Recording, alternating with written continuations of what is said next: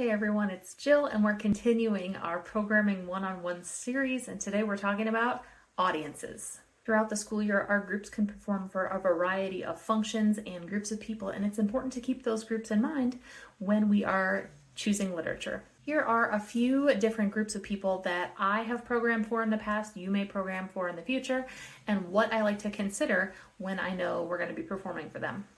Number one, the home crowd. That's your family and friends, the people who are coming to your concerts who have people that they love in your ensemble. These are the most diverse and fun programs to me because it's a lot of variety. I like to program in things that are art music and pop music. I try to mix in something that might be familiar to a lot of people, whether that is pop, whether it's folk music, whether it's something that's classical but very famous that they might know from Bugs Bunny.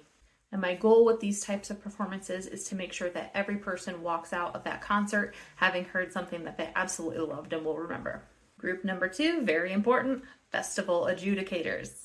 This will often be your most discerning crowd. So you want to program something that is very art music focused, but will give your kids the opportunity to show off their strengths, their emotional maturity, their technical facility, but most importantly, to make sure that their musicianship is heard. Because above all, even though judges are looking for a list of items that they want to hear great music. Next up is community performances. These might be folks that aren't necessarily coming to your concerts, but they're going to hear your group at things like athletic events, parades, graduations, and they're an important group. Because they're not hearing you all year long and maybe only might hear you one or two times, it's important to create that good buzz in the community with this group. And because of this is where I tend to program things that are maybe a little bit technically easier, but are going to make your ensemble sound good and strong, because that good buzz that people get from hearing you at that event will do a world of good for your program's public relations.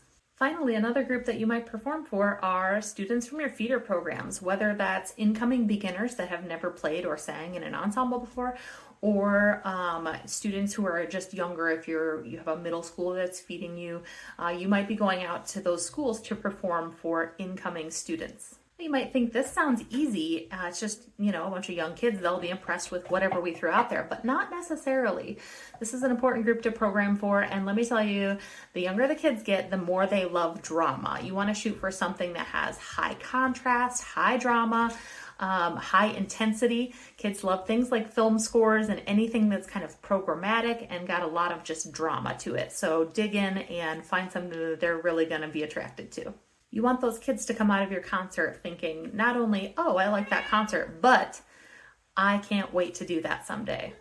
So if you have a work you really, really want to perform, do me a favor and make sure you consider who wants to hear this and then put it on the appropriate program.